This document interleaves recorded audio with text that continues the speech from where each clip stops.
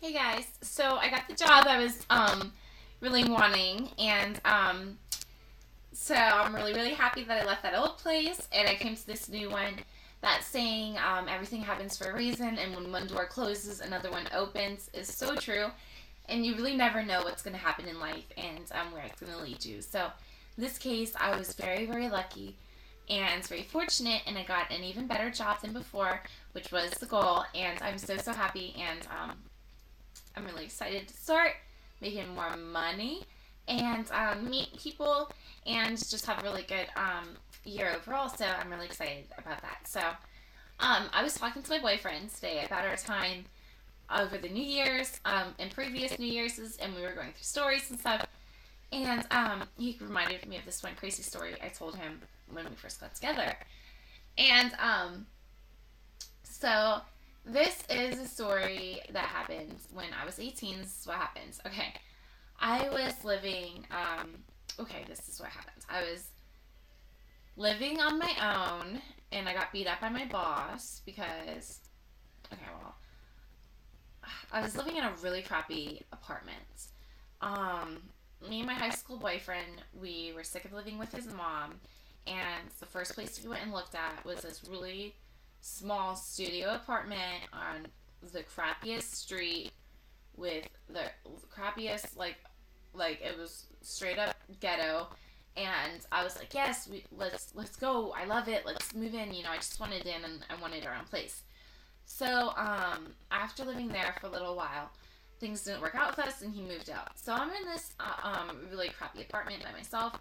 I'm really scared. I was working I was in an air conditioning place, like on the phones, like trying to sell air conditioning units and stuff. So that was my job, and I knew the person that had the company. So that's how I got the job. But I did have a manager that took care of just my area, and her name, let's just say her name was Stella, because that's her name, because she's a bitch. So I'm just gonna use her real name. And so Della was my boss, and I would go over to her house like every night because she literally lived right across from me in the same apartment complex. And she lived there with her crazy ass son who sent me text messages off her phone. Like, it was just, come over here, he's gonna do this. If you don't come over here, you should go out with him, you should give him a chance. He's a really good guy, da da da da. He's flipping out unless you come over here. It was like really in the middle of the night, and I saw these text messages, but I was just like, what the hell, like so scared, like so I just pretended like I didn't see it. And the next morning at work, I was like, hey, I'm sorry I didn't see those texts until this morning. And she goes, what text messages? And I was like, what? Like, the text messages that you sent me last night. And I would like show her the phone, and she goes, I never sent you any of these. Oh my god, Gary, he's doing this, da da da. So after that day, we had like a little code, like that she had to like put a number after every text, so I would know it was actually her saying these things. So that was really weird. And her son would like steal things from stores and like return them to the stores like for money, and he would like recruit people to do that for him too. Because after like so many times you do it, you can't do it again, I guess. So that's the story he told me when he asked me if I would do it for him, and I said no. Like I would always make up like something like I had to do. Like, I'm sorry, I have to do this, or I have to, I have to do this. Literally, the one time I was ever riding with these people, the car runs out of gas. Me and this Gary guy had to go walk and get gas. Don't really. Oh my god, it was just it was the most horrible thing ever. So, um, my experiences with these people was really bad because she ended up beating me up over her boyfriend. She thought that I liked her boyfriend or something. So this lady would get really sloppy, like blackout drunk, like all the time, like every day of the week. So we would eat, like she would make me dinner, like she would make dinner, invite me over, and I'd be like, okay. It was like something like, cheap and quick, and like I was just like, happy for the company and stuff because, like I said, my boyfriend left me at the time, and I was like kind of upset and everything and kind of depressed. So of course I would drink too. And that just wasn't good because one night I went home and I didn't lock my door, and Gary, that was her son, um, that's not his real name, or it might be, but if it wasn't Gary, it was like an ugly name. Not like Gary, no offense to any Garys, but no offense, your name's ugly, but no offense. So Gary hung out with this one guy, and he had like a gun on him, and I'm pretty sure they're who robbed me when I was in this hallway, and she comes in, and she just comes in my house, and she just like starts punching me in the face, and I got a black eye out of the thing, and I like after I got up and I went out into my living room, my flat screen's missing, and so is my laptop, so are some other valuables, and I was just devastated. Like, I was so scared already living there alone, and now I just got robbed, I just got beat up. I'm not going to be working there anymore. Like, it was just really, really bad. So, I called my mom, and then I called the cops. And then I told my aunt about it. And my aunt was like a really Christian lady. And, so I call her, and she said, I'm going to come get you, and you're going to spend the night, and and then you're going to move over here. And I was just like, whatever. Okay, so I went and I spent the night. And then, so while I was over there, she's like, you're going to move in here, and then this will happen, this will happen. And I was like, okay, like, I wasn't going to argue. I wasn't wanting to live there at that point. I was already living there for like 4 months by myself, and I was really scared, and I just didn't want to do it anymore. Like, I was really depressed, and I just didn't like it. The neighborhood was horrible, and I was scared. Like, every night, like, I would just lay there, like, looking at the glass door and the blinds, and like I would like put like blankets on the blinds so the blinds wouldn't move, and so that there was no way nobody was looking in at me. I was like so paranoid and scared. So I was like, okay. And even at my aunt's house, I was scared too, because her husband wasn't there most of the time. He was gone half the time because he was captain of a fisher men's boat. So he was there for like 2 weeks, gone 2 weeks.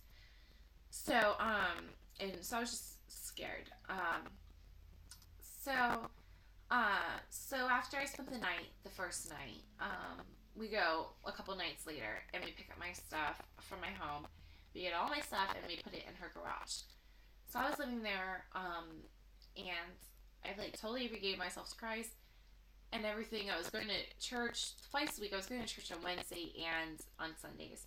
So it was like church overload. I love God, but it was just kind of like no choice. I had to go.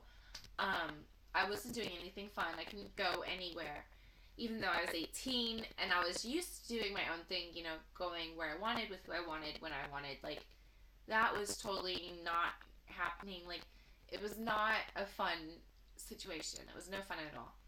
And maybe it's what I needed at the time, but, it totally ruined our relationship. Like, this lady had me carrying her purse. Like, when we would go to church, like, she would literally, like, hand me her heavy-ass purse to carry and stuff. Like, it was just, she treated me like her butler or something. It was not fun. So, my aunt on my dad's side, I had never met before, and, she wanted us to go and meet her, my sister and I. She wanted us to go meet her. So, she paid for our tickets to go to New York, because, we really wanted to see the city, and, our family on my mom's side was having a reunion anyway during that same time. And so my aunt was going, and so me and my sister were like, okay, let's go, and we're going to go see the city, and then we're going to meet our dad's side of the family, and it's going to be so much fun. So we're like, okay, so we're so excited. So the plane ride was horrible. Like, it was my first time ever riding a plane, and I do not like plane rides. I'm definitely afraid of them. At one point, on the way back, the plane had really bad turbulence, and I like started going like this. My sister like trying to hold her in, and like started like crying, like, and it was just so scary. Like, I was just trying to like hold her back, and she's like, "What are you doing?" Like, laughing in my face. Like, I was like literally having a panic attack. So I really do not like airplanes. Like, they're the most terrifying thing in my opinion. I have like nightmares about them still.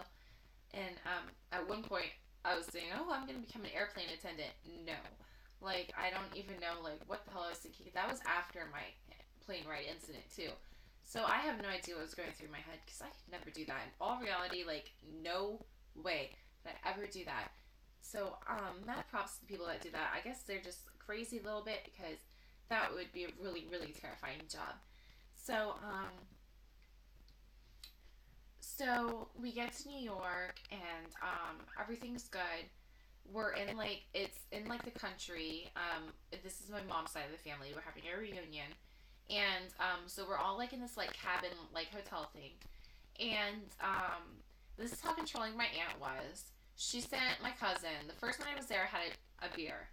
Um, my cousins were drinking. Everyone was drinking. I was 18, yeah, but I mean, everyone was drinking. It wasn't. I mean, I drank before. It wasn't like it was my first time. It wasn't like I was being forced to drink or anything. It was like a beer. And my cousin goes and runs and tells my aunt. And she goes, "Oh, Shannon's drinking." Da da da. Makes a huge deal about it. And so later that night, she comes flipping out, pounding on my cousin's door, and goes, "Where is Shannon?" Da da da da. And I'm like, "What? What's your problem?" She goes, "I went and I looked across the tavern for you. Like across the street, there was a tavern."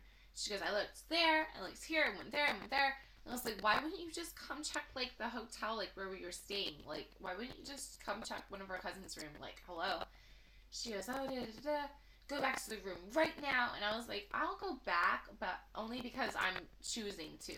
Okay, and there's a baby in here sleeping, so you need to stop acting like crazy." And just basically put her in her place, you know.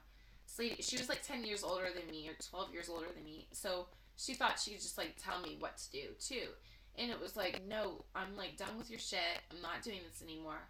I'm not your little bitch. Like, you know, don't treat me like that. Like, have some respect." And so the next morning, my aunt gets on to me and she goes, "Whatever you said to your cousin last night," I'm not saying her name. She goes, "Whatever you said to her last night, she was so upset she had to come and take a Xanax from me, da da da." And so I'm thinking, wow, like these hypocrites, really? I have a beer and all hell breaks loose because I have a beer. And you are giving your daughter Xanaxes? Like, really? So that kind of pissed me off too. Like, they were so like not the Christian lady that she's supposedly like put off to the world. It was just not. It totally ruined our relationship. This trip and my whole stay at our house ruined our relationship. Ruined. Um, it's actually really sad, but whatever. You know, I found out like she was kind of like mental, so it is what it is. So, um, so I hadn't really had a good time in like 2 months because I'd been living there in 2 months. Actually, it was longer than that because I just, even when I was drinking and stuff, I wasn't really having a good time because of the whole situation. So, because I was just going through a breakup, and at the time it was like, oh, saddest thing, but so funny, like now how I'm just like laughing about, you know, how I used to like feel and stuff. Like, it's so good to like finally like learn, you know, and grow. But, so we go across the street, me and my sister. We go across the street to the tavern. We figure there's gonna be some guys there. Somebody will buy us some drinks, and we'll just have some fun, you know. And so eventually, yeah, somebody bought us some drinks, and then they invited us upstairs. And I guess upstairs above the bar was an apartment where these guys live. There's two of them. So we were like, okay, yeah, let's go. Okay, we're gonna go smoke. So we go upstairs, and it wasn't just the two of them. There's two more guys upstairs, and the two guys upstairs were older, and so we're outnumbered.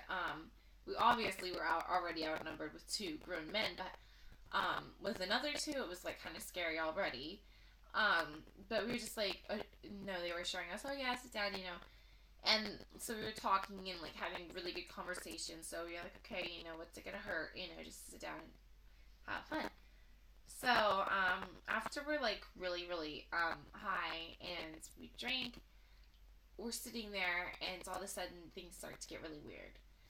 Um, they just start. The one guy starts calling me baby girl, and like I didn't know him, so it was really, really already off-putting.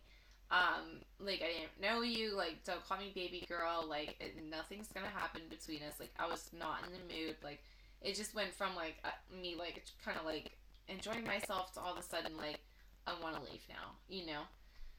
So my sister was kind of feeling the same way because she was kind of giving me the eye, like, you know, what the hell, like, he's being really pushy, kind of, like, calling you, like, princess and all these, like, you know. So, then the guys go, let's go down to the pillow room. You want to go see the pillow room? And we're like, what do you mean the pillow room? And so he's, like, pointing downstairs, and I guess, like, downstairs there was a room, and he's, like, saying, like, it's full of pillows. So you're like, no, it's okay, like, we don't want to go in the pillow room. So I'm thinking he's going to come upstairs with a gun, and then he's going to shoot us, and, oh my god, like, these guys were, like, they were, like, Italian-looking guys, and they were from Boston, the two older ones, so they were like two older Italians, and they were from Boston, all four of them. So it was like really, really scary, and so they're like asking us like to go downstairs and stuff, and we're like thinking, oh my god, like what's gonna happen? So then the older guys really start like really freaking us out by going, you know, we have children your age, girls your ages.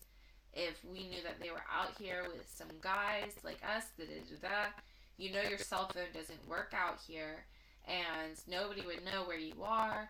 And we were just like, oh my god, like what the hell is going on?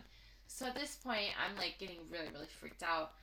It was not cool to like, you know, freak us out like that, you know. So I'm like standing my ground. At this point, I'm like screaming, like, what the fuck? Like, let us out. Like, we want to go now. Like, it was scaring the hell out of us. So my sister, we ran across the street, and when we get in our room, she goes, Shannon, I know you do stuff like that all the time, but I didn't want to do anything scary like that. And I'm like, what the hell are you talking about? Like, I don't do scary ass shit like that all the time. Like, this is scary as hell right now. So we were in our room, and we were like so afraid that these guys were like gonna come through a window, or like through a box at a window, or like peep through or come through. And so the whole night we're literally like right on top of each other's ass. Like, I went to the shower, and my sister was on the toilet like waiting for me. Like, we didn't leave each other the whole night. It was so scary for the remainder of our stay there.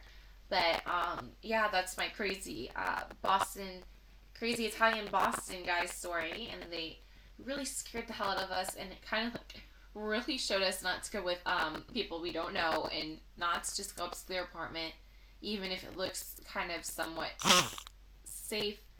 No, it's not safe, so won't be doing any of that again. It really scared me, and I won't be doing anything like that. So this was when I was 18, so it was a long time ago, but so that's my story. So all right, well, bye guys, talk to you later.